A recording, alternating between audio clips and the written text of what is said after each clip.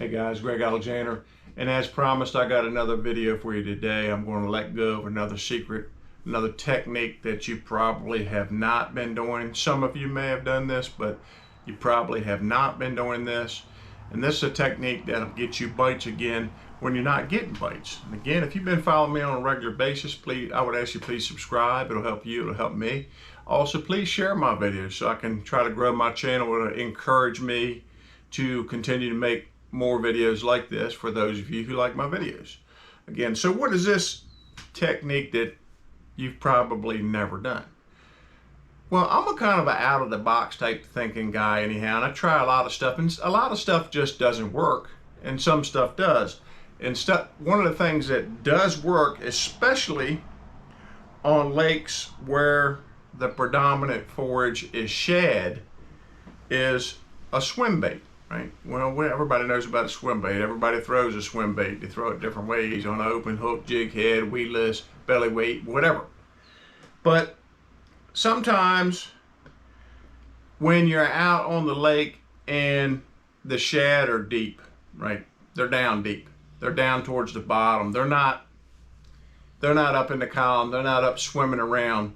That's the time when you need to get down. But I mean, a lot of times people just, right at that point, they'll just go to a crankbait or jig and spoon, or go to a big hair jig or something like that, or Carolina rig. Well, you know, that's all good and all those things catch fish, you know, when that situation comes about.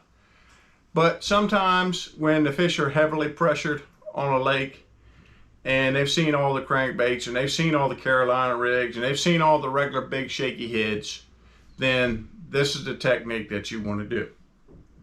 You want to pull out your favorite swim bait, something that looks like a shad.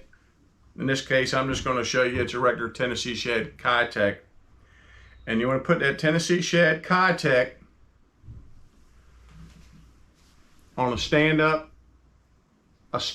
jig head. A stand-up jig head, that's the key. Stand-up jig head. And when I say stand-up jig head, throw it out, let it go to the bottom and work it like a shaky head.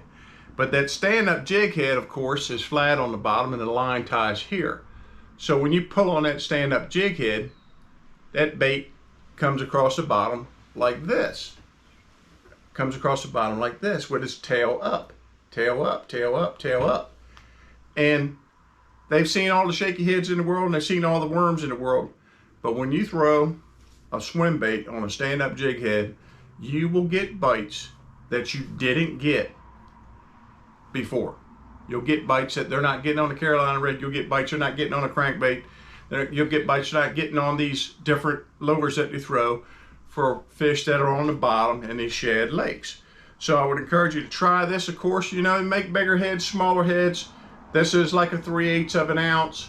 You know, you may have to go to a 1/2 ounce, 5/8 of an ounce, or even 3/4 of an ounce sometimes, depending on how deep you're fishing. Or if you're a little bit shallower, to fish up on the sandbars and things, you may want to throw like an 1/8 ounce stand-up jig head. So again, this is a technique you're going to want to try. It'll help you catch more fish. Again, thank you for watching, and have a blessed day.